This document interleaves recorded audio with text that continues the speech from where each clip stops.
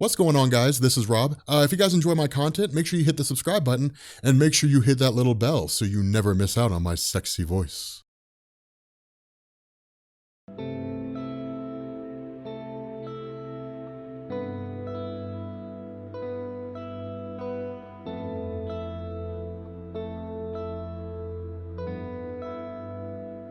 In the beginning, there was only darkness, an endless expanse of emptiness that stretched beyond the infinite. And then suddenly, there was everything.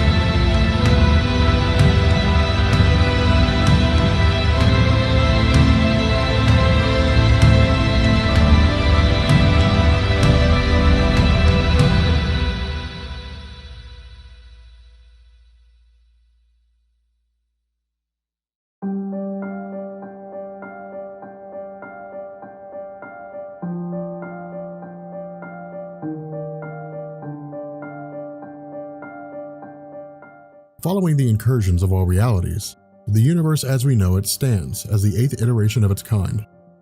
While we don't know much about the first 5, what we do know is that the 6th universe was much similar to ours. Within it resided the X-Men, the Avengers, the Fantastic Four, and a myriad of familiar entities. In the twilight of its life, the 6th universe gave way to a being known as the Dweller in Darkness. A demon hailing from the dimension of Evernigh, the Dweller in Darkness sustained and bolstered its powers by feeding on the fear of living beings. Seeking to recreate reality and be born anew as the multiverse's supreme ruler, the Dweller in Darkness fractured the Imkron crystal, which in turn would extinguish the universe by pulling in the multiverse and destroying its inhabitants. While the Dweller in Darkness was thwarted due to the Phoenix Force uniting the minds of the universe's inhabitants in peace, the end of reality could not be stopped. With the radiation of the universe's destruction permeating all existence, a space explorer named Galen of the planet Ta turned to his race's knowledge of science and technology in an effort to both halt the spread of cosmic radiation, as well as prevent the end of all things. Failing to find a solution, in the final moments of the multiverse, the 6th universe's version of eternity merged with Galen with the intention of being born anew in the new multiverse as a singular being of immense power. Following this, the cosmic egg of the 7th multiverse brewed and stirred, amassing energy and gravity until it reached critical mass and exploded outward with a big bang. With its primitive universe consisting of swells of energy, the first form of life to emerge were the cosmic entities, the chief among them being eternity and infinity. Serving as twin concepts, eternity represented time and infinity represented space, and while the notions of both time and space were relative to the birth and eventual death of the universe, the power of these two beings hailed from the very fabric of the universe itself. Following this, eternity spawned a series of child entities including empathy, eulogy, expediency, entropy, epiphany, enmity, and eon, all of whom represented aspects of life. In addition to this, eternity and infinity were joined by Lord Chaos and Master Order, representing the opposing forces of absolute order and absolute chaos in the universe, death representing the end of life, oblivion representing the nothingness between the collapse and rebirth of universes, the Phoenix Force representing the total sum of all psionic energy that currently, has ever, and will ever exist, as well as a host of other entities, each representing one or more facets of the universe. Where the various entities work to understand their place in the cosmos, the universe itself continued to unfold, giving way to a multitude of races which fell and were replaced in turn. While some of these races left behind single immortal members who came together known as a group called the Elders of the Universe, another race was emerging as the technological superior of the universe. As the most advanced society at the time, the enigmatic race came to view themselves as a guiding force for good, christening themselves the Watchers, and helping other races to achieve greater heights through technological advancement. But when one of the races destroyed themselves with nuclear weapons, the Watchers retreated from their role as a guiding force and instead became chroniclers of the universe as it unfolded. During this time, a race known as the Celestials began to appear, achieving an extreme level of technology that allowed the race to move beyond their original forms, taking on a higher level of existence as pure states of energy. Numbering in the billions, at the height of their population, the Celestials were met by an equally powerful foe named the Aspirants, who viewed the Celestials as a challenge to the dominance of all existence. Engaging in a war that lasted centuries, where the Aspirants decimated the ranks of the Celestials using the God-Killer armor, the Celestials eventually defeated the Aspirants, wiping them from the universe entirely, leaving no sign of their existence, with the exception of records kept and passed down through generations. Following this, Galen had remained in hibernation, all the while building a suit designed to both contain his energies, as well as regulate those energies to keep from destroying him. Emerging several billion years after the universe's formation, Galen was met with an uncontrollable hunger for energy, found only in planets capable of supporting life. Setting his sights on Archaeopia, which was immersed in civil war, Galen destroyed the warring fleets and consumed the planet, going forward as Galactus, the devourer of worlds. With the universe continuing to unfold following its creation and the formation of Galactus alongside the cosmic entities, the Celestials continued their role as scientists and explorers. Planting seeds inside of planets which in turn would yield more Celestials, the role of Galactus became a force for containment as much as it was destruction, and that his consumption of life-sustaining planets ensured that the Celestials' population remained in check and kept the race from overtaking the universe. During this time, and around 3.5 billion years ago, the Earth began to take form along with the concept of pocket dimensions. Existing within the main Marvel universe, pocket dimensions served as small sections of reality, accessible only through rifts within the fabric of space-time. While these dimensions were largely devoid of life, the Earth was taking shape through the process of evolution. Giving way to the Elder Gods who were born through the planet's magical energies, this time period also saw the rise of Sublime as a bacterial organism capable of infecting other organisms around it and bending them to its will. Bearing witness to the evolution of Earth, Sublime watched from the shadows as the Elder Gods began consuming one another and transforming into demons, forcing the goddess Gaia, who represented nature, to summon the Demiurge, the sentience of Earth, and the creator of the Elder Gods. Mating with Gaia and being born in physical form, Demiurge began to consume all the Elder Gods with the exception of Sidorak, the Vishanti, Mephisto, Dormammu, and a handful of others, who escaped to pocket dimensions, after which Demiurge retreated and merged with the sun.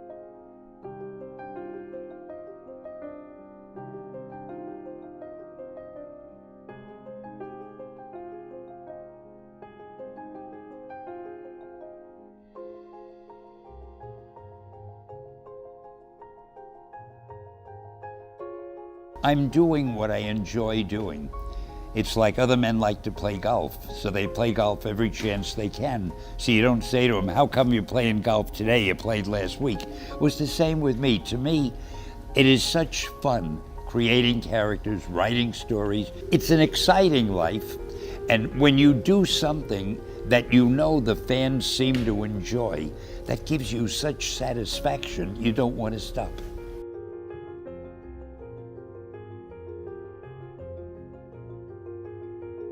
Writing comes very easily to me. Everything else in the world is tough, but writing, I don't have any problem with that. I can't write fast enough to keep up with the things I want to say. I think you never outgrow your love of these stories of giants and ogres and witches and all of that. Superhero comics give you that.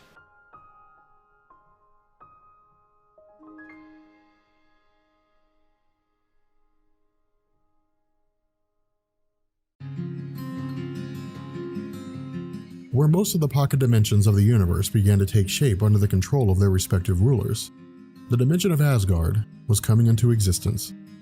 According to Norse mythology, Asgard originated as a landmass split into two sections, with the north existing as a frozen barren wasteland, and the south existing as a fiery barren wasteland. With the two sections having 12 rivers that met in the middle, over time, the frozen rivers of the north began to overtake the south, giving way to the birth of Ymir as the first frost giant. Finding himself exposed to the warmer air of the south, Ymir began to shrink in size, eventually melting away entirely and revealing a man and a woman. Following this, a bovine appeared through unknown means and provided nourishment to the man and woman through its udders, finding its own sustenance by licking away at the ice. Following this pattern, the bovine eventually licked away at a block of ice which revealed itself to be Buri, who in turn spawned Bor, the founder of Asgard and the father of Kul, Vili, V, and Odin. Where the realm of Asgard would evolve to see Odin rising to power and mating with Gaia to produce Thor. During this time, a race known as the Zorians traveled the spaceways, seeding life throughout various planets, spawning the Kree, the Skrulls, and humanity, who in turn began to evolve within the confines of their own planets and forming their own kingdoms. Following this, around 1 million years prior to the current day, the Celestials continue their journey of exploration across the cosmos, eventually stumbling upon Earth. Viewing the planet as a host for a celestial egg, the Celestials themselves planted their egg within the Earth and began experimenting on a group of primitive men known as the Wanderers, who were gathered together by Gaia. Through the experiments of the Celestials, 3 sects were formed: the Deviants, the Eternals, and humans. Receiving their modifications from Zeron the Tester, the Deviants represented instability, with their race experiencing unchecked mutations, leading to each offspring experiencing a half-life of the previous generation, reducing the overall length of the Deviants' expected existence. From Nazar the Calculator came the Eternals, beings who were perceived to be perfect in terms of evolutionary maturity and possessed the power to tap into and manipulate cosmic energies. Finally, Oneg the Prober created a latent gene within the remaining humans, allowing for limitless expansion of genetic potential. Sending the races forward into Earth, where the 3 groups were modified to serve as protectors of the celestial egg. Instead, each race gave in to their natural state. The Eternals took to the skies, building kingdoms for themselves with no concern for the goings-on of humanity or the Deviants. At the same time, humanity found itself enslaved by the Deviants, who used humans to build their various structures and cities. Lasting until 16,000 BC, when the Celestials appeared on Earth a second time, the race was attacked by the Deviants, who viewed the Celestials as a threat to their dominion over Earth. Devastating the Deviants' numbers and sending the survivors underground, the Eternals abandoned the planet, taking up residence on the Saturn moon Titan, as well as exploring the rest of the cosmos. Leaving the landscape of Earth open, humanity began to spread and expand their sphere of influence to the furthest corners of the world, creating empires and kingdoms, with each worshipping their own deities. During this time, and while in the midst of a war with their rival race the Skrulls, the Kree race observed the actions of the Celestials and looked to expand their own sphere of influence by modifying the genes of humanity, allowing them to take on forms identical to other races, which in turn would allow the Kree to subvert those races from within, paving the way for them to conquer those planets. Kidnapping various humans and modifying their genes, the Kree ruler known as the Supreme Intelligence foresaw the end of their race at the hands of their experiments and in turn ordered all experiments to be cleansed and all knowledge of their existence to be stripped from Kree records. However, in its rush to judgment, the Supreme Intelligence failed to take notice of 5 experiments in the form of primitive man, the Badoon, the Dire Race, the Chameleons, and the Centurions. Where each of these groups continued on unaware of their lineage, within the confines of Earth, the Kree experiments began to form their own ordered society under the theme of a monarchy. To this end, and at some point in their past, a geneticist named Randak discovered Terrigen crystals and began to synthesize the process of Terrigenesis, allowing the human experiments to undergo exposure to the mists, which in turn transmogrified the humans into unrecognizable forms, but sometimes possessing extraordinary abilities. Christening themselves Inhumans, the race kept itself isolated within the sacred city of Attilan, and away from the goings-on of the Deviants and the rest of humanity. Where the Inhumans remained isolated because of the actions of the Celestials in pushing the Deviants to near extinction, technology was lost to humanity for a millennia, sending the race into a near-feral state. Referred to as a Hyborian Age, this time period not only saw the introduction of Conan the Barbarian and Red Sonja, but also saw the rise of the First Mutant, as well as direct interaction with the second generation of gods. While almost nothing is known of Selene's past, what we do know is that because Selene maintains her longevity by absorbing life energies through physical touch, during the time of her birth, she unintentionally killed her mother.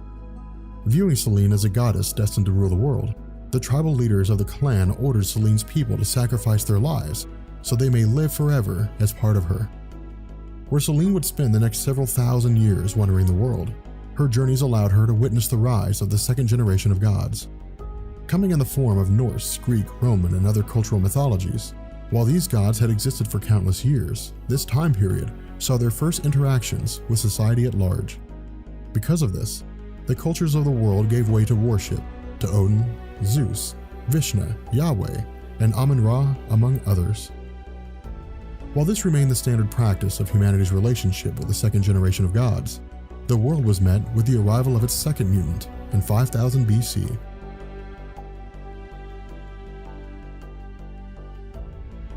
But I enjoy the people I work with, because I work with writers, with artists, now with directors, producers, and I'm always working in an atmosphere where we're trying to think of what can we do now? The small blue sphere existed as one of countless worlds within countless universes, developing their own lives and civilizations, all of which had been set in motion by the one above all, and watched closely by the living tribunal. Known as the multiverse, beyond this space existed what was known only as the Beyondverse, housing the White Lords of wild space. While their origin is unknown, unlike the multiverse, the Beyondverse did not allow for travel between the past and the present. Instead, the inhabitants of the Beyondverse moved forward from one point in time to the next towards a future that could not be changed, all the while developing technologies and a level of power hitherto unrivaled. Traveling back to our universe and within the Andromeda Galaxy rested the planet Skrolos in the Drox system. In its early days, approximately 100 million years ago after their creation by the Zorians, the Skrulls existed as a reptilian race not unlike the smaller reptiles of Earth. However, after their exposure to the Celestials during their journey of exploration and scientific experimentation, much like humanity, the Skrull race was split into 3 sects: the Deviants, the Eternals, and the baseline Skrulls with modified genes, allowing for future mutations. While much of the race's history is lost to the sands of time, what we do know is that at some point in their past, unlike the human Eternals who left Earth to explore the stars, the civil war between the Eternal and Deviant Skrulls saw the Deviants victorious, pushing the Eternal Skrulls to the brink of extinction. With the Eternal Skrulls all but dead, the last of this group, a being named Kliban, convinced the Deviant Queen Slagurt to spare his life and take his hand in marriage, offering up a truce in the process. Leading the Skrull race into a religion known as the Book of Worlds, all surviving factions of the Skrulls were united under this ideology and moved forward in a manner akin to manifest destiny, believing it was their role to rule over the universe. Following this, and for countless eons, the Skrulls expanded their reach across the Andromeda Galaxy, but as their exposure to and subsequent conquering of other races swelled their number, many Skrulls became disillusioned with the Book of Worlds. Slipping into the realm of myth and legend, the Skrull Empire went to war with itself, each time emerging more technologically advanced and benign by weeding out those who sought to bring disharmony. To this end, and after having transformed into a society of space explorers on a mission of peace, the Skrulls traveled to the planet Hala within the Greater Magellanic Cloud. Discovering that the planet housed two equally intelligent races known as the Kree and the Kotati, with the Skrulls considering Hala as a possible expansion of their empire, a group of Kree and Kotati were taken aboard a Skrull vessel and transported to the oxygen-rich blue area of Earth's moon. Provided with a year's worth of supplies and instructed by the Skrull delegation to build something worthy of their own race, while the Kotati used their plant-like design to build a lush jungle comprised of flora and fauna, the Kree built a massive city accessible only to themselves and the Skrulls. Viewing the Kotati's benign work as worthy of its initiation into the Empire, in a fit of jealousy, the Kree killed the Kotati and the Skrull delegation, looting their ship and assimilating their technology. Traveling back to their homeworld, the Kree waged war against the remainder of the Kotati race, pushing them to the brink of extinction while taking the planet of Hala as their own. Following this, and with knowledge of the Kree assault and the Skrull delegation reaching the Kree homeworld, the two races fell into war with one another, which would stretch over hundreds of millennia. Using their own forms of science and technology to engineer weapons of destruction, the Skrulls turned their sights to opening dimensional rifts for the purpose of accessing forms of energy guaranteed to annihilate their enemies. Accessing the Beyondverse through sheer accident, the Skrull secured a fraction of the Beyonder's power, which confined itself to the shape of a perfect cube. Seizing it for himself and using its power to control matter and energy, the Skrull Emperor fancied himself a god.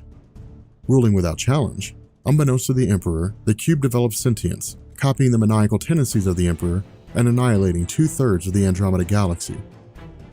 While the Skrulls would rebuild their empire and consider the cosmic cube to be an artifact too dangerous to possess, after witnessing its power, the Kree race came to the realization that they would need a guiding force without the limitations of natural drive or possible betrayal. And so, under the guidance of the Kree Science Council, the race formed a sentient computer known as a Supreme Intelligence. Containing the minds of every Kree ruler, the Supreme Intelligence became as much a spiritual symbol as it was a leader. Guiding the Kree with their absolute loyalty, the Supreme Intelligence orchestrated the development of the Inhuman Project as a means to both subvert the Skrull race as well as other races in an effort to secure the Kree's dominion over the universe. However, at some point in the race's history, an unnamed member had attempted to secure an artifact known as the Crystal of Ultimate Vision, which allowed its wielder to perceive and manipulate the very fabric of the universe.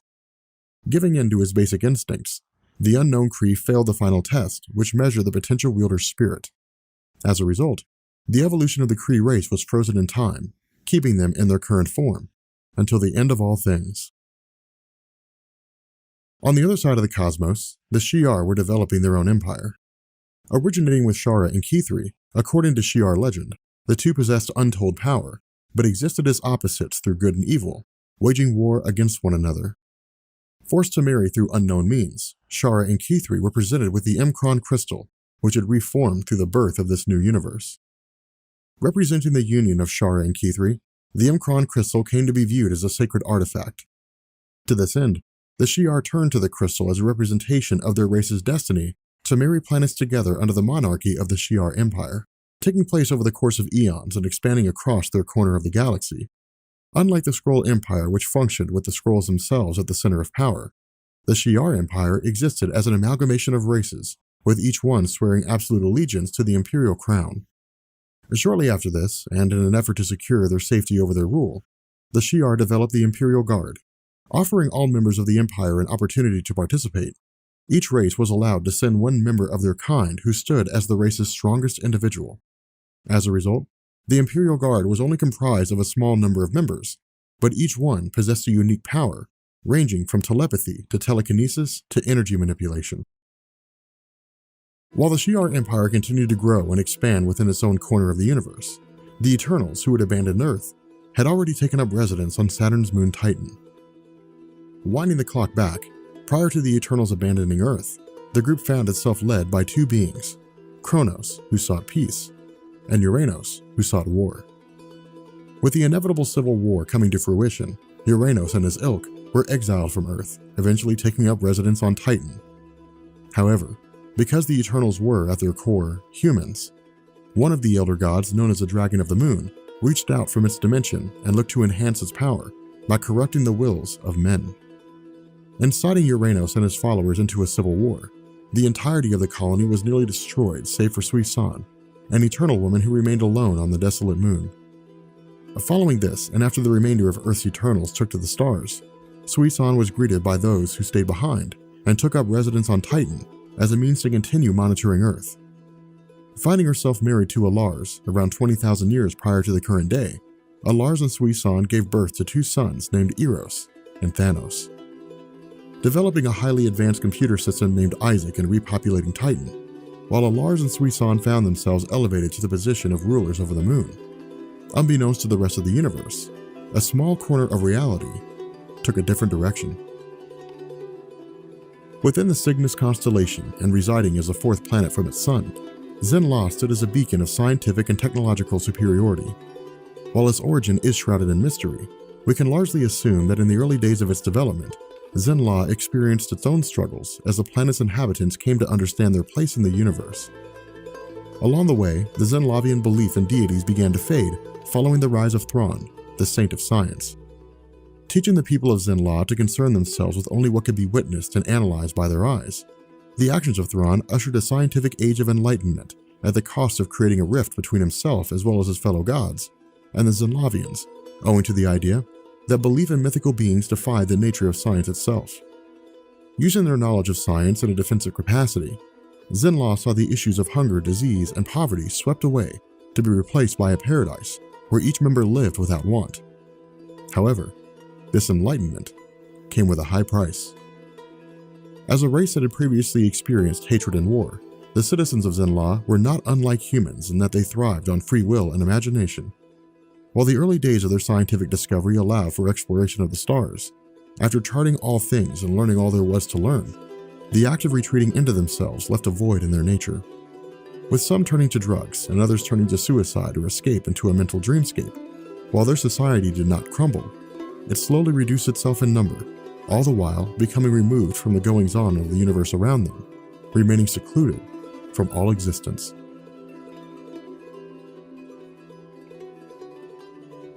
In our stories, I would occasionally have somebody die or introduce a serious subject. I didn't like to do it too much because basically I feel comic books, in fact anything I do, whether it's comic books or movies or television or animation, should be entertaining. And I never want to, and most of what I do is for younger people.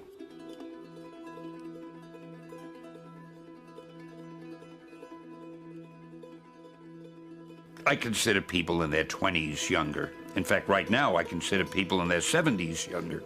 But at any rate, it was for younger people. And I didn't feel they should be burdened with too much heavy stuff. I felt they should read my stories, enjoy them, and come away feeling better. But at the same time, in trying to inject some reality, some realism into the stories, and also to surprise the readers, because it's important for a reader never to know what's coming next, thought occasionally I should have somebody die or get seriously ill, occasionally touch on some serious subject. Now, those are two separate things. The having somebody die was for the sake of drama and holding the reader's interest. While the Age of Empires progressed, all forms of life, ranging from these spacefaring forces to single-celled organisms, all existed as but one version of themselves within our universe. Beyond this resided the multiverse, a massive interweaving of realities. While some of these universes were identical to our own, others differed greatly. If the legends of old are to be believed, at the beginning of all things, before the formation of the first universe, there existed the one above all as the supreme creator, as well as Nemesis. Possessing control over space, time, the soul, reality, the mind, and pure power, as the sole entity in existence, Nemesis fell into a state of loneliness and despair, electing to end its own life. Dispersing its energies in their entirety, Nemesis gave birth to the multiverse, planting within each universe 6 singular gems, containing a portion of its power. Traveling back to our universe, as the empires of various races grew and were replaced, the universe was being explored by the Phoenix Force. Unlike the traditional cosmic entities of Eternity, Infinity, Galactus, and others, the Phoenix Force did not contain different iterations of itself across the multiverse. Instead, Despite the existence of infinite universes within the multiverse, there existed only one Phoenix Force. Representing the total sum of all future life born through the multiverse itself, the Phoenix Force existed with immense power, serving as a nexus for all psychic energy that has ever, currently does, or will ever exist. Initially existing as a formless mass of energy, while we don't know what the Phoenix was doing in the early days of the universe, what we do know is that in a universe wildly different from our own, a being named Necrom had come to understand the power of the Phoenix. Operating as that universe's Sorcerer Supreme, Necrom had taken advantage of the Phoenix Force's lack of experience in dealing with deception. Manipulating the Phoenix into building pillars across the multiverse, Necrom intended to converge all realities into a singularity, forcing a collapse of the multiverse and absorbing the energies emitted by its death, transforming him into a god. However, the schemes of Necrom were discovered by his students, and while he was defeated, the Phoenix went forward, operating largely within our universe and seeking to better understand the minds of mortal creatures. With the threat of Necrom reaching the ears of almost all beings across the multiverse, an individual of unknown origin named Merlin had come to the conclusion that the various realities of the multiverse needed a means of observation and protection against such a threat.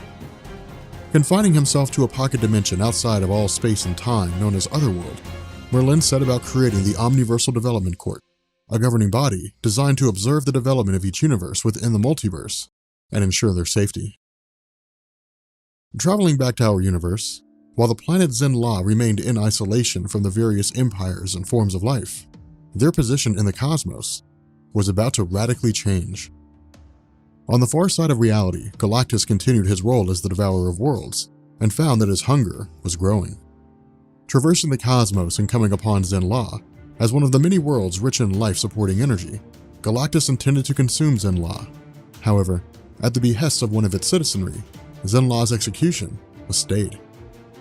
Born to the brilliant scientist Joran, who encouraged his son to pursue knowledge, advancement, and achievement, unlike everybody else on Zen-La who saw Galactus coming as their guaranteed end, Norrin Radd saw hope. Petitioning Zen-La's Science Council to grant him a vessel, Norrin Radd struck a pact with Galactus. With the Devourer of Worlds becoming increasingly weaker due to having to search out his own sustenance, if Galactus spared Zen-La, Norrin Radd would abandon his home and serve as Galactus' herald, traveling the universe in search of suitable planets. Agreeing to these terms, Norrin Radd was transformed into the Silver Surfer, who in turn would locate planets capable of satiating Galactus' hunger, but lacking sentient life. With the Silver Surfer serving his purpose, back in our solar system, the destiny of Thanos was beginning. As the son of a Lars and Eternal from Earth, Thanos was, at his core, human. But with both Eternals and Deviants stemming from the human gene, unlike those around him on Titan, Thanos was born with both Eternal and Deviant genes, making him a mutant among his own race. However, unlike a Lars who considered Thanos a worthy successor to the Eternal throne, Thanos' mother Suisan saw him as the death of them all. Initially trying to kill her son on birth, while Suisan was stopped by a Lars, her claims of impending doom at the hands of Thanos led to her incarceration within a mental institution. Spending his childhood as a pacifist, Thanos kept largely to himself, playing only with his brother Eros.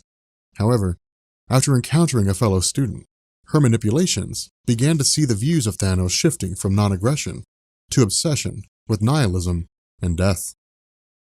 Encouraged by his family to develop friends, the young Thanos was tricked into visiting a cave alongside several other students. Experiencing a cave-in, Thanos was forced to bear witness as his friends were consumed by lizards. Forced to return to a life of isolation, the young girl persuaded Thanos to drop his pacifist nature, returning to the cave and killing the lizards.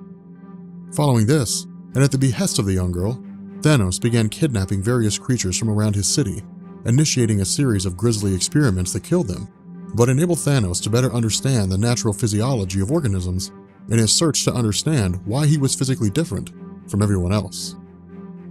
Continuing along this path, by his teenage years and after expanding his experiments to his own race, Thanos had murdered 17 individuals, many of whom were his own classmates. Failing to find his answers, the more Thanos engaged in murder, the more his focus shifted from research to desire, after which he abandoned Titan and took to exploring the stars. While the path of Thanos would lead him inexorably towards his fate, back on Earth, the Elder Gods refused to be forgotten. After spending 3 billion years in isolation, a handful of Elder Gods sought to use mankind as a means to ensure their legacy. Coming together in the form of the Octessence, the Elder Gods Watum, Balthak, Ekon, Farala, Sidorak, Kraken, Ragador, and Voltar came together for a test to determine the strongest member among them. Creating an artifact of their own design, those humans who continue to worship the Elder Gods built tombs housing these artifacts. Sealing the tombs and sacrificing their lives, these items would remain until one was touched by human hands, after which humanity would be drawn to the remaining 7, and those that acquired them would lead humanity in a war against itself. While time would see the passing of 4,000 years before this prophecy would be fulfilled, with the existence of these artifacts remaining hidden, the ancient mutant Apocalypse was beginning his reign. Following his escape from the confines of Egypt, Apocalypse went forward throughout the world, pitting various civilizations against one another as a means to eliminate the weak from the strong. During this time, and in the 15th century, Insabad Nur had fancied himself a warlord, building an army of the strongest fighters from those civilizations he had conquered and christening them the Riders of the Dark. Using the Riders to conquer more territories, the life of Insabad Nur and the future of the world was changed irrevocably with the arrival of Nathan Dayspring. Hailing from 4,500 years in the future, Cable, from the time of his adolescence, knew only of a world ruled by Apocalypse. Imposing his philosophy of social Darwinism, under the rule of Apocalypse, Earth had become a cruel and brutal place, where the weak were eliminated to make way for the strong. Intending to keep his future from coming into fruition, Cable traveled into the past under the guise of the Traveler, intending to end Apocalypse before he could seize power. However, during Insabad Nur's travels, he had encountered a ship left behind by the Celestials during their experiments on early man. Unable to access its technology during his original encounter, Apocalypse greeted Cable as an enemy, with the two doing battle against one another. While Cable proved himself the victor, his cybernetic blood merged with Apocalypse, allowing him to communicate with the ship. Striking a pact with one of the Celestials, Apocalypse was granted use of their technology and went forward with a host of new powers, hell-bent on world domination. Bearing witness to the fruits of his labor, Cable was forced to come to recognize that he himself was the being responsible for engineering Apocalypse's rise to power.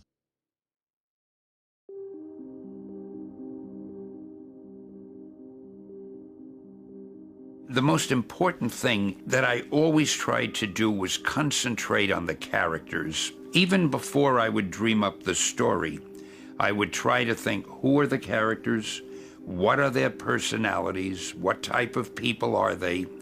And why should a reader care about them? Why should a reader be interested in them? To me, the same thing holds for movies, television. You've got to have characters that the audience, the viewer, the reader cares about. Once you do that, making up stories is easy. The serious themes that I would occasionally inject were for another reason.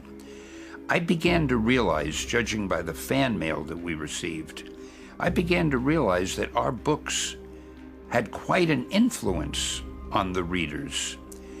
And I kind of took that seriously. I felt if these people are reading my words and the words of the other writers working for Marvel, I felt we've got to be careful and we've got to make sure that we're not giving them the wrong messages.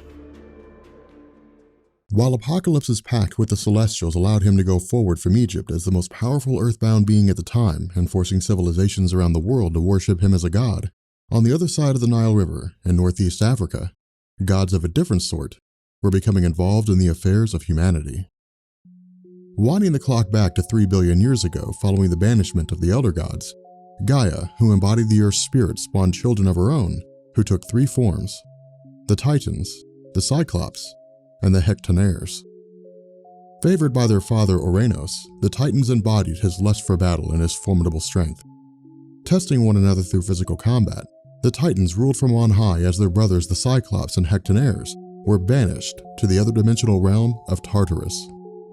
Grieving for her children, Gaia besieged the Titans to destroy Uranus, a task ignored by all but one. Seeing the opportunity as a chance to rule and taking up arms against his father, The youngest Titan named Cronus castrated and murdered Uranus, who used his dying breath to curse Cronus with death by his own son.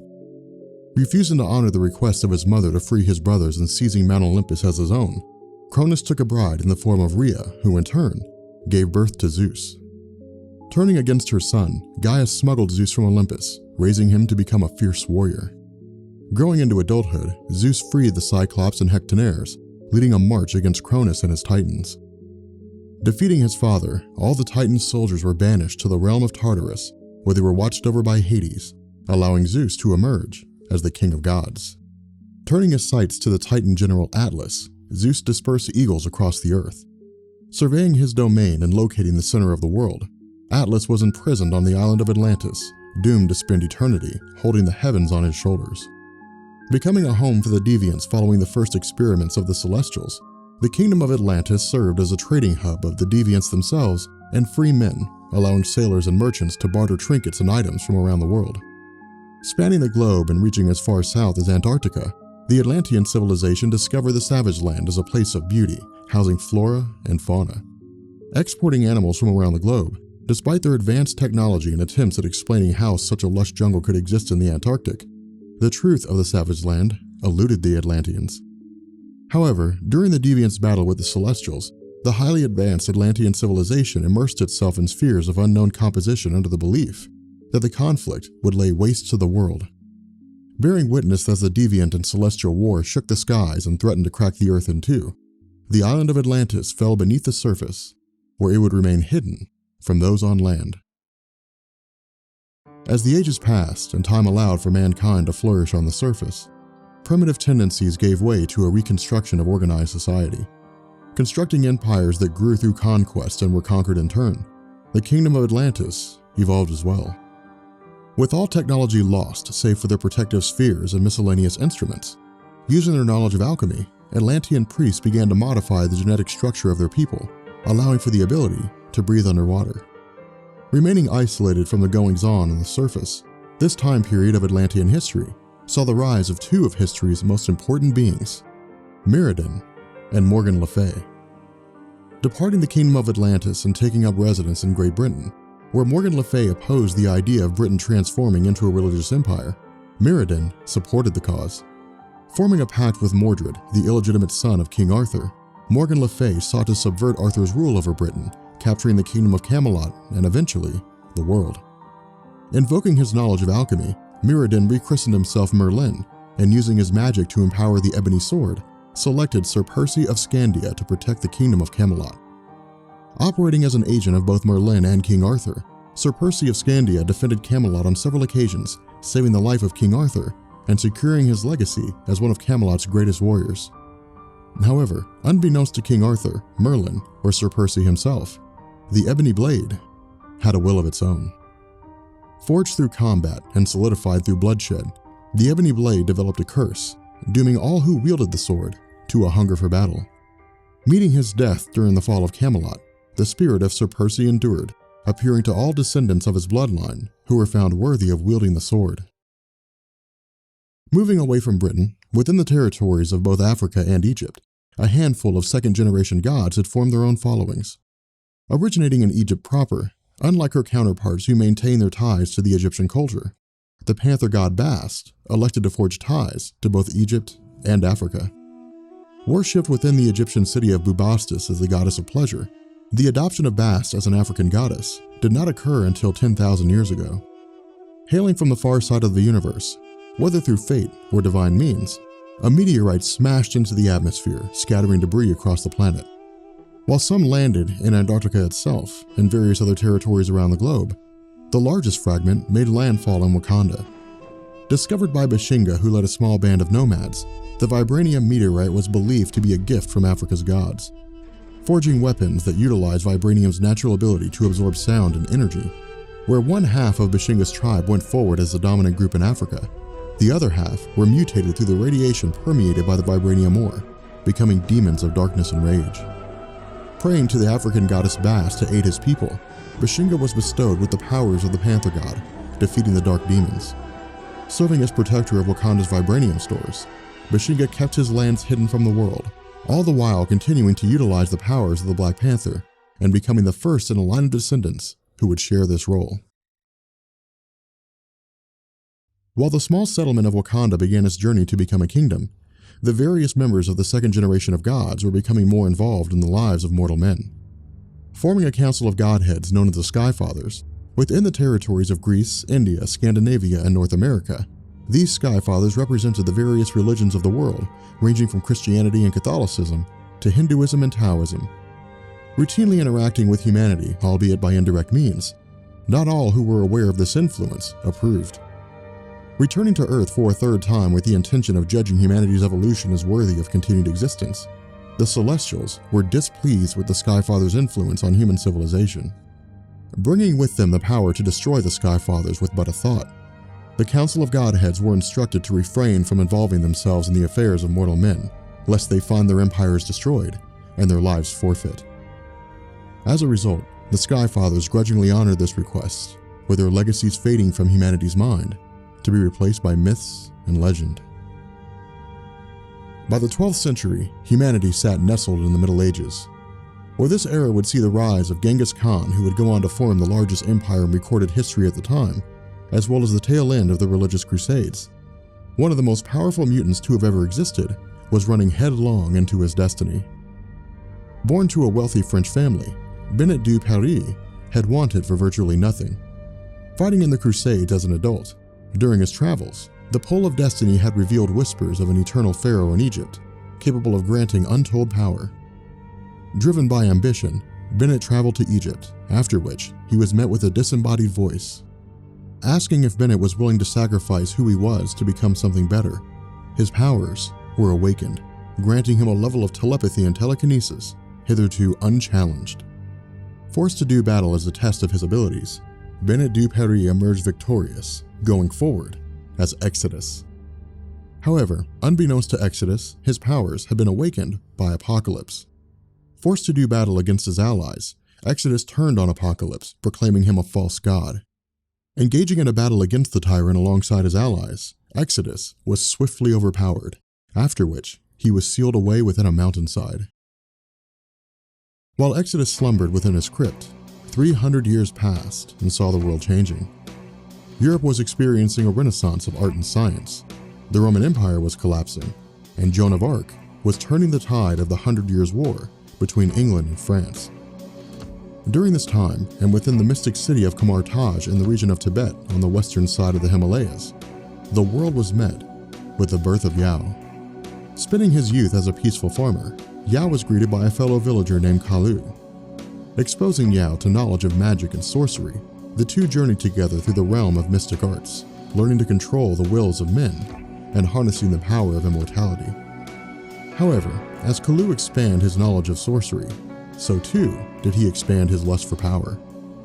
Taking over the minds of local farmers, the maniacal tendencies of Kalu led to a battle between himself and Yao. Laying waste to the city of Kamar Taj, Yao banished Kalu to the Crimson Dimension of Sidorak, after which Yao christened himself the Ancient One and sought others like himself.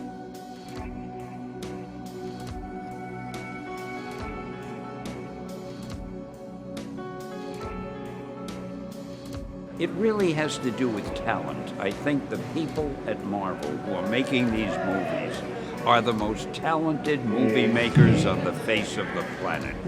They go back to the roots of the comics and they say, what made this strip so successful?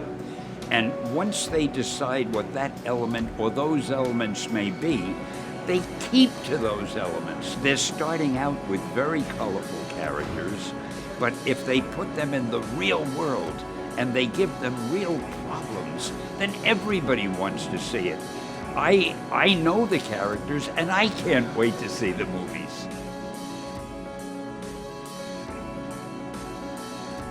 And you see, for me, superheroes will always spark the imagination of people around the world, regardless of their background, because I think that people are always looking for something that represents the ideal person or the ideal situation. One thing I might mention, most writers, and I think it's an unfortunate thing, They try to write something that they think a certain audience might enjoy. I've never been able to do that because I can't put myself in the mind of other people. I only know what I enjoy. So every time I've written a story, I've always tried to write the sort of story that I myself would enjoy reading. A story that would interest me while I'm writing it, as I'm waiting to find out what happens next. As the journey of the Ancient One continued, leading him ever closer to his encounter with Dr. Stephen Strange, one of the world's most dangerous villains was emerging. While almost nothing is known about his parents or birthplace, what is known is that as a child, Nathaniel Essex was gifted with an aptitude for intelligence which largely went unexplored until his adolescence. Journeying to Greenwich Park in London, Essex did not view the world like everyone else. Where the citizens of London looked to religion as an answer to their purpose in life, Essex believed that the gods were but one facet of the universe, with humanity moving forward toward its guaranteed future. Applying his intelligence as a means to understand the place of humanity within the cosmos, Essex received a full scholarship to Oxford University, where he pursued a career in biology. Becoming obsessed with evolution, Essex came to believe that humanity stood upon the precipice of change, and that if it had not begun already, a time would come when human beings would begin to evolve. Creating a crude representation of what these future humans may look like, Nathaniel Essex was denounced and exiled from the Royal Academy of Sciences, all the while remaining completely unaware that he was being watched by curious eyes. Despite having lived for thousands of years and traveling to virtually every corner of the world, Apocalypse had remained woefully oblivious to his true heritage. Disguising himself as a benefactor and traveling to London, through their conversations and investigations, Apocalypse came to realize that his powers did not hail from divine intervention, but through a mutation in his genes. Offering Nathaniel the opportunity to continue his experimentations without the restriction of age, Apocalypse used his celestial technology to modify the genes of Essex, allowing him to go forward as Mr. Sinister. Where the journeys of Essex would see him continuing his experiments, on the other side of the Atlantic Ocean, another mutant was emerging. Nestled within Alberta, Canada's Lakeland District, in 1885, James Howlett was born to Elizabeth Howlett and the family's groundkeeper, Thomas Logan. Ignored by his mother and shunned by his father, James spent the early days of his youth under the abusive control of his grandfather, who routinely beat his grandson, believing that a firm and harsh upbringing was necessary. Spending his time with two other children named Rose and Dog, the biological son of Thomas Logan and half-brother to James, as the three grew into adulthood, their attention began to shift to romance. Finding himself attracted to Rose, because Dog had experienced such brutal punishment at the hands of his father, like a feral animal, Dog forced himself onto Rose, leading to the expulsion of both Dog and his father from the Howlett estate. Flying into a drunken rage, Thomas returned to the estate, murdering James' father in front of him. Overtaken by grief and rage, the powers of James manifested, resulting in the protrusion of bone claws and a healing factor, after which James killed Thomas and left his home alongside Rose. Moving away from Earth and transitioning to a frontier world in the Crab Nebula, Thanos continued his journey. Living an empty and unfulfilling life, Thanos produced children, looted the worlds of fringe galaxies, and murdered. Failing to fill the void of his life, the more children he produced, the more people he killed, and the more worlds he pillaged, the less he felt. Instead, and despite his best efforts, his thoughts wandered across the vastness of space, to the young girl on Titan who guided him towards his first steps in killing. Curious as to her whereabouts, Thanos' attempt to drive her from his mind saw him taking up work on the Horkos, a pirate vessel led by a demented captain. Challenging the captain for leadership of the pirates, Thanos' victory saw him giving into his bloodlust, going forward as the Mad Titan. However, with the mysterious young girl tormenting his every waking thought and every sleeping dream, Thanos took his pirates and returned home in an effort to find her. Back on Earth, the 1793 advent of the cotton gin had marked the midway point of the Industrial Revolution, and where technology was advancing to allow for a better understanding of the world, unbeknownst to all, the entity Sublime watched closely. Evolving with the first forms of life on Earth, Sublime had spent countless eons jumping from one host to the next, using each human to carry out its schemes in sowing chaos and reaping wars. However, with the emergence of mutants, the alteration to their genetic code made them immune to the influence of Sublime. As such, the entity began laying plans for Weapons Plus, a program rooted in the idea of creating super soldiers. During this time, the Kingdom of Austria-Hungary remained the weakest of the First World nations, a situation exacerbated by the desire of the South Slavic people to break away and form their own nation of Yugoslavia. Where most looked to diplomacy as a means to achieve their goal, a group of Serbian nationalists calling themselves the Black Hand chose another path. Intending to eliminate Franz Ferdinand, the nephew of Austria-Hungary Emperor Franz Joseph, the Black Hand's belief was that in doing so, Franz Joseph would acquiesce and allow the South Slavs to break away. Carrying their mission to its completion, instead of allowing the South Slavs to form their own nation, Emperor Franz Joseph waged war, international alliances were invoked, and World War I began. As the powers of the world squabbled over land and glory, Sublime continued to operate in the shadows. Using the post-World War I chaos of Central Europe to his advantage, Sublime took over the body of a human host, dubbing himself John, and began to manipulate various intelligence agencies around the United States. Arguing that the threat of World War I proposed a legitimate need for superpowered beings who would fight on behalf of the United States, Sublime was given a blank check by the US government, using those funds to bring his vision into reality. Coinciding with Hitler's invasion of Poland and the start of World War II, word had reached the ears of Sublime regarding a German scientist who had successfully developed a serum that augmented the abilities of normal men.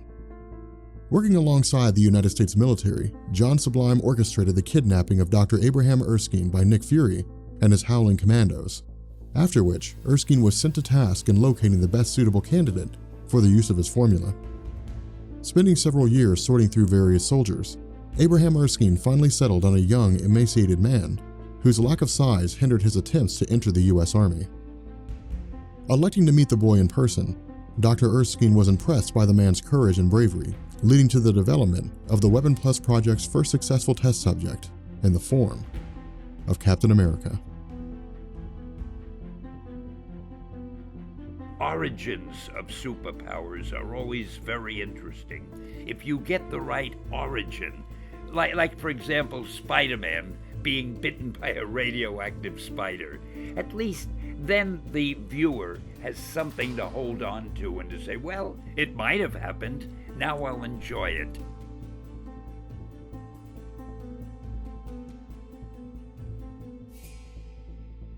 I can tell you exactly when Timely Comics became Marvel. The last name they had before they became Marvel was Atlas Comics. And after we did the Fantastic Four, we did the Hulk, Spider-Man, the X-Men, so forth, we suddenly began to realize, hey, we've got fans. So I decided we ought to change the name of the company, get something better than Atlas.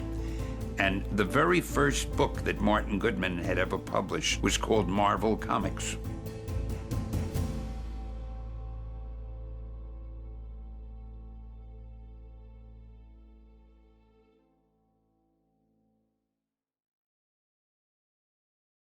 Winding the clock back to the late 1100s, while the rest of the world saw the rise of empires who squabbled over land and power, not every organization chose to operate in the light. Within the nation of Japan, Minamoto no Yorimoto had founded the first of the shogun in 1192. Ruling over Japan as a military dictator, the official class of its society followed a hierarchy, beginning with its line of kings, extending to feudal lords, with peasants and artisans at the bottom. Intending to escape this class of inequality, a handful of peasants and artisans took to the mountains of Iga and Koga. Living isolated from the larger society, these small bands practiced the art of ninjutsu, passing their teachings on to their children. Maintaining this lifestyle, in 1588, these isolated tribes were bound together under the rule of Kagenobu Yoshioka. Rechristening this organization as the Hand, they maintained their clandestine nature, coveting power above all else, and influencing the governments of the world through subterfuge and assassinations. By the early 20th century, the world had changed. Global exploration and the founding of new territories gave way to international alliances through trade and commerce. While individual rulers came and went, on the whole, the borders had already been drawn. Within Europe and the Middle East, the post-World War I landscape saw the actions of Leon Trotsky and Vladimir Lenin paving the way for the reformation of Russia from an imperialist nation to the communist USSR. The Serbians, Croatians, and Slovenians formed Yugoslavia. Czechoslovakia, Bohemia, and Hungary formed their own territory, and the Ottoman Empire was replaced by the formation of Turkey, along with a handful of other federations. In the West, the United States and Britain became superpowers, referred to as the Roaring Twenties. For the American people, consumer spending was at an all-time high, owing to the decreased cost of goods through supply-side economics. The motion picture industry was emerging in Hollywood, California, and mass production had transitioned automobiles from a luxury to a commonly owned product of the middle class. Conversely, the early 1920s saw massive social changes for women in Britain. With World War I seeing so many men fighting overseas, women turned to working in factories, providing a wage and a measure of independence. In the post-World War I landscape, however, this autonomy remained, seeing the introduction of voting rights in 1918 to women over the age of 30, and an extension to these rights to women over the age of 21 by 1928. These changes and others elevated women from their previous positions as being subservient to cutting their hair, wearing shorter dresses, and taking on the moniker of flapper. For the German people, however, economic and social growth was nowhere to be found. Viewed as the agitators of World War I owing to the idea that they had nudged Austria-Hungary's Emperor Franz Joseph into waging war against Serbia following his nephew's assassination, Germany was considered to be the prime target for the Paris Peace Conference and the Treaty of Versailles. Enforced by the newly formed League of Nations, which was composed of World War I's victors to ensure a Second World War did not happen, the Treaty of Versailles required that Germany give up all territories obtained during the Second Reich of Otto von Bismarck. Losing access to 16% of its coal fields and half of its iron and steel industry, the additional impacts of armed forces reductions and reparations virtually shattered the German economy, sending it into a tailspin of destitution and resentment. Forced to bear witness as land was purchased by foreigners who in turn started businesses and built homes, a small facet of German nationalists espoused the belief that their national identity was slowly being eroded. Going relatively unnoticed except for those who attended their meetings in small facilities on the outskirts, in due time, the Nationalist Party found a voice, who rallied their cause, and would take Germany by storm. By 1929, the American stock market crashed during what's become known as Black Thursday. With reliance on the League of Nations superpowers to enforce mandates and the reluctance of the United States to financially back restrictions when they were facing the Great Depression, the world was gearing up for the unavoidable. In Italy, Benito Mussolini marched on Rome in 1922 and wrestled control from King Victor Emmanuel III, taking over as prime minister and establishing complete control of the government while enacting right-wing fascist policies with nearly absolute power belonging to him. Seeing weakness in the League of Nations, Hitler sought to mimic Benito's actions, initiating a march on Berlin during the Beer Hall Push. While his actions ultimately failed, the Nazi Party had achieved a moral victory, during which Hitler spent his time in prison writing Mein Kampf, which detailed the belief that the German Weimar Republic had been complicit in destroying German society at the behest of Jews, as well as a plan to reinstate Germany as a world power. Rallying the desperate and impoverished German people, Hitler used the party's newfound popularity to force the German government's hand, becoming chancellor and eventually dictator. In Asia, the Far Eastern Crisis or Manchurian Incident was another failure of the League. Under flimsy pretexts and through manipulations by the hand, Japan invaded the Chinese region of Manchuria and set up a puppet government. However, with both Japan and China being members of the League at the time, the League nearly unanimously passed that Japan was the aggressor and should return Manchuria to China. Instead, Japan withdrew from the League and should have faced economic sanctions. But with the League's key members of Britain, France, and Russia facing economic hardships at the time, they did neither, and Japan kept Manchuria. And during this time, and within Britain itself, a young student named Herbert Wyndham had become obsessed with the works of Nathaniel Essex regarding the evolution of humanity and the human genome. Building a genetic accelerator and experimenting on various rats and small animals, Wyndham's work brought him to the attention of Fader, a former member of the Inhumans' Royal City, who was exiled for his views on cloning. Providing the young man with a full map of the human genome, Wyndham went forward developing Isotope A, an act which saw him expelled from Oxford University. Joining forces with Jonathan Drew, the scientists built a compound in the Wundagore Mountains of Eastern Europe. Elsewhere, by 1935, Italy had invaded Abyssinia, now modern-day Ethiopia. At the time, Africa was divided up into several colonies owned by various countries, and with Wakanda isolated from the rest of the world, the technologically advanced nation took no concern with the goings-on of its surroundings. As a result, Ethiopia's emperor and his army were poorly trained and equipped in comparison to Italy's large occupation force, which employed airstrikes, mustard gas, and poisoning of water supplies. Interestingly enough, Hitler supplied Ethiopia with rifles and machine guns in hopes that Italy would be weakened enough that they would not oppose Hitler when he invaded Austria.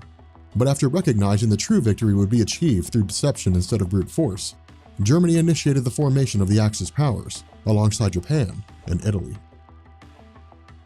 Where the Nazis continued their expansion in the years leading up to World War II, within Germany itself, the world saw the arrival of one of its most dangerous villains. Born in 1914 with his mother dying in childbirth, Johann Schmidt was resigned to Munich's home for wayward boys. Living a life of destitution due to the lack of funds from the German government, Hitler's views of returning Germany to its former glory resonated with Johann.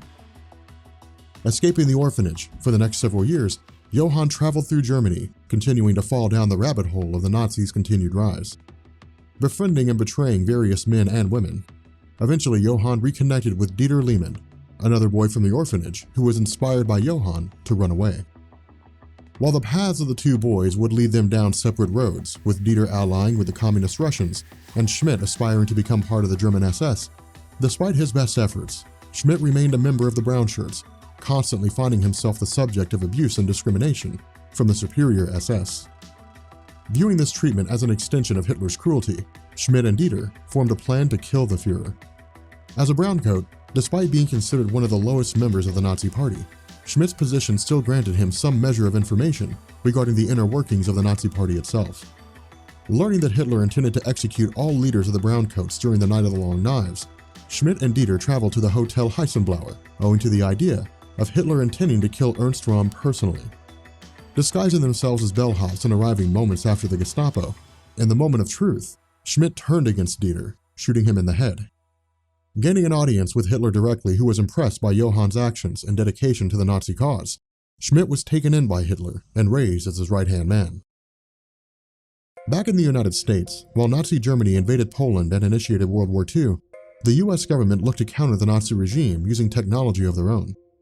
Turning to Professor Phineas T. Horton, a pioneer in the field of artificial intelligence and robotics, the government intended to initiate an army of soldiers using autonomous supercomputers, programmable for the purpose of carrying out the goals of their commanders. Falling in line with his pursuit of fame and fortune, Professor Phineas set about developing Horton cells, synthetic replicas of human cells using plastic and carbon polymers.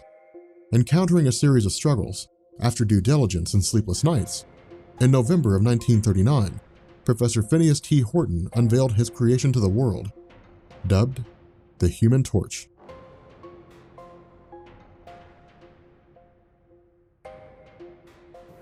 Never in a million years would I have thought this.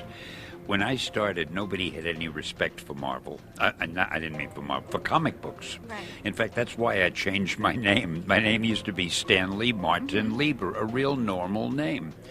And I cut it in half and made Stanley into Stan Lee. I didn't even want people to know I was working in comics at that time because, I say, nobody had any respect. They were thought to be read by very young children or illiterate adults. Today, comic books are actually written by some of the best writers in the country, if not the world. I don't have to say how good the illustrators are. All you have to do is look at some of the illustrations. It has become a really viable and impressive art form and literary form.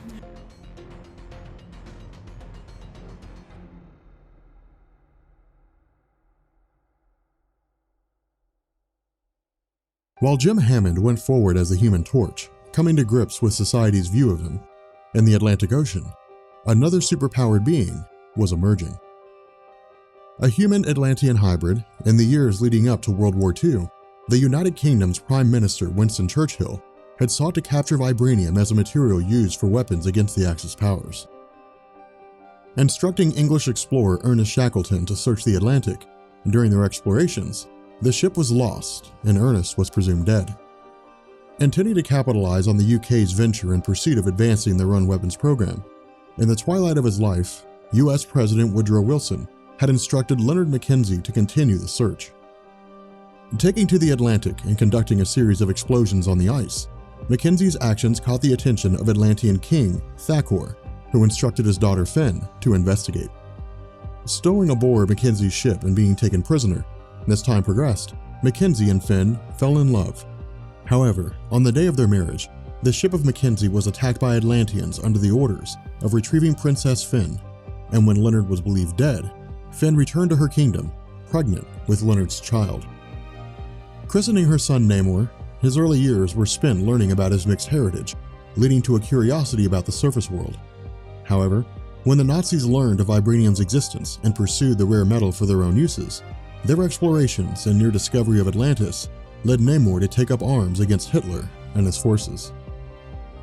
Within the United States itself, the newly formed Captain America was rising as a symbol for the American people and the Allied powers. Representing the principle of freedom and the sacrifices that came with it, in the eyes of military personnel, Steve Rogers' conviction was his weakness. Believing that there were times when torture and killing was necessary, in an effort to ensure their plans for espionage and subterfuge were carried out, Rogers was partnered with a teenage boy named James Buchanan Barnes. Losing his mother in childbirth and his father to a training accident, Bucky was trained as a Black Ops agent with emphasis on torture and stealth. Fighting alongside Captain America, Namor the Submariner, and Jim Hammond the Human Torch, the group named themselves the Invaders and led a series of campaigns to thwart the Nazi regime. However, the Nazis themselves were not without their own secret weapon. Continuing his tutelage under the direction of Adolf Hitler, Johann Schmidt came to view Adolf as a hindrance to his goal of world domination. Assassinating Hitler's closest advisors and positioning himself as the second most powerful person in Germany, even Hitler himself came to fear Johann due to his ruthlessness and cunning. Believing that world domination would require a collaborative effort far beyond Hitler's primitive views, Johann turned his sights to the legendary general, Baron von Strucker. Assigning Strucker to the Far East, Johann's intention was to form a pact with the Japanese mystics known as the Hand, using their magic to complement Germany's military tactics, and by combining their forces, a subsect of the Hand joined Baron von Strucker, giving birth to the second iteration of Hydra. Back in Germany proper, the Third Reich had already begun a series of campaigns aimed at eliminating the Jewish population.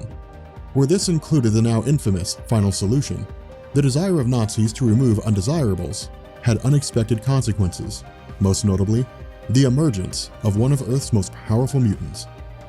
The son of a former Jewish soldier turned watchmaker, Max Eisenhardt's father and grandfather had viewed their state in life as temporary, believing that their displacement within the Warsaw ghettos would give way to their return to a life of normalcy at the war's conclusion.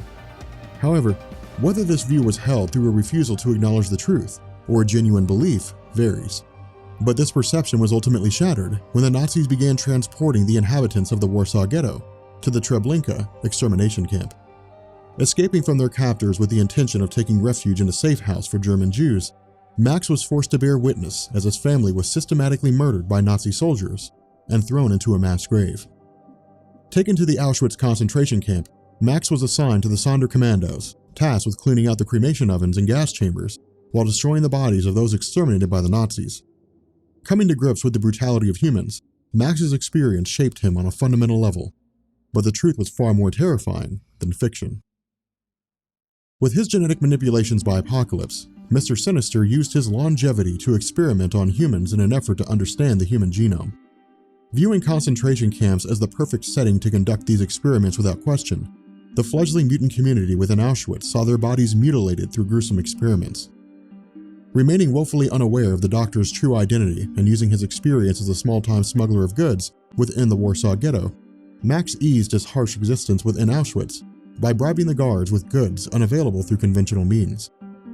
Reuniting with his childhood crush Magda during his time in Auschwitz, Max, Magda, and other members of the concentration camp, alongside rebels on the outside, intended to launch a revolution, freeing themselves from the yoke of oppression. Coinciding with the arrival of Captain America, Bucky, Namor, and Jim Hammond as they cut a swath through the German front, Max and Magda used the Auschwitz Revolution to escape and made their way to the Carpathian Mountains, where they began their life together in marriage. While World War II raged on, the forces of Captain America, Bucky, Namor the Submariner, and Jim Hammond carried out a series of campaigns on behalf of the Allied powers. Taking them to the farthest corners of the world, these acts were, in and of themselves, targeted at stopping the Nazi advancement. Transitioning to Northern Africa, despite his blunder in allowing the Allied forces to invade Normandy, Erwin Rommel was still considered to be one of Hitler's highest-ranking generals. Leading a campaign to take Wakanda's vibranium stores, despite its advanced weaponry, the Wakandans were unable to hold off the forces of Rommel for any real measure of time. As a result, the invaders were successful in defeating the Nazis under Rommel's command, and Rogers was rewarded with the Shard of Vibranium. Commissioning the intelligence branch of the United States to develop a new shield, during the process, one of its scientists quite literally fell asleep, waking up to a metal of indestructible composition in the shape of a perfect circle. Providing Captain America with the shield he desired, under the direction of the US government, the scientists went forward, attempting to recreate the alloy. With the suicide of Adolf Hitler marking the beginning of the end for the Third Reich, not all of his forces went quietly. As the top scientist under the Nazi regime, Baron Zemo stood as the 12th generation in his family's line to carry the name. Drawing the attention of the Allied powers owing to his creation of the Medusa effect, a weapon capable of annihilating the entirety of the United States Army Air Forces, the invaders were tasked with bringing down Zemo and taking him into Allied custody. However, after invading his fortress and attempting to destroy a drone plane, the ensuing conflict saw both Steve Rogers and Bucky Barnes thrown into the icy waters of the English Channel. While Rogers would be frozen in suspended animation for several decades, Bucky Barnes was not so lucky. With the Russian government looking to the premise of Captain America, the communist regime intended to launch its own super soldier program. While one half of the government targeted its fledgling mutant community, looking to brainwash them into subservience, the body of Bucky Barnes was located and taken by KGB General Alexander Lukin. Concluding that both Rogers and Barnes had been killed in action, the US government needed a response. Believing that if the American people learned of Rogers and Barnes' death, that the moral compass for the last vestiges of the war effort would crumble, because the US and Russia were running headlong into the Cold War, the US government chose to appoint a series of successors operating under the mantles of Captain America and Bucky Barnes. With the public failing to know the difference, in their mind, Steve Rogers remained a staunch protector for all they held dear. Across the Atlantic, in upstate New York, a young Charles Xavier was coping with radical changes in his life. Born to Brian and Sharon Xavier, the life of Charles was part and parcel to government experimentation. Continuing his schemes and understanding the mutant and human genomes, Mr. Sinister's long life allowed for a multitude of schemes and plans. While the fall of Auschwitz led to the abandonment of his experimentation without question, his ability to alter his own physical appearance allowed for integration into the scientific community using less than savory methods. Using Brian Xavier and his partner Kurt Marco as unwitting accomplices, the two used the resources of the United States government to analyze the genes of young mutants. Providing considerable compensation for their efforts, when Brian Xavier died in an explosion, Sharon inherited this wealth along with Kurt's affections. Intending to make his way into the marriage bed, Kurt was a cruel father to his biological son Kane, instead showing affection to Charles. However, this was revealed to be a ruse by Kurt, who would use the motivation of ensuring that he inherited all of Sharon's wealth. Nevertheless, Kurt's perceived doting on Charles led to a bitter hatred from Kane, which was compounded by the act of accidentally killing his father and learning that Charles Xavier possessed the power to read minds.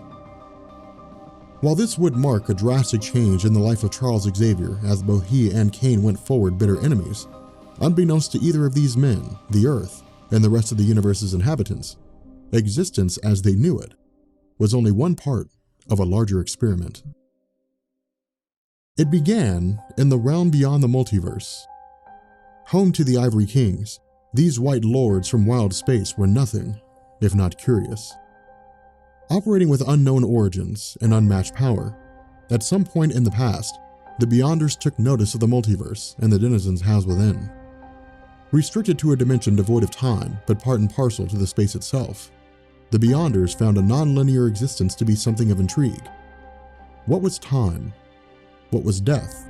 And what was life? What did it mean to be both an individual and part of a larger whole?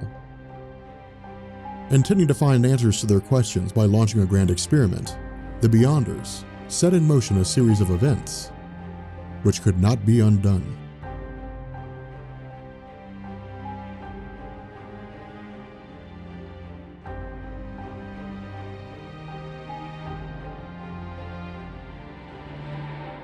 I'd make people not hate each other because of their religion, because of their nationality, because of any stupid reason. If we could abolish hatred, we live on this gorgeous planet. There's a character I wrote called the Silver Surfer, and I always had him making those kind of remarks, philosophical things about, he was from another world, and he said, why don't we realize we're on a planet that gives us everything, food, beautiful weather, sun, everything. Why don't we enjoy it? Why do we spend time fighting and hating each other? I loved writing The Silver Surfer.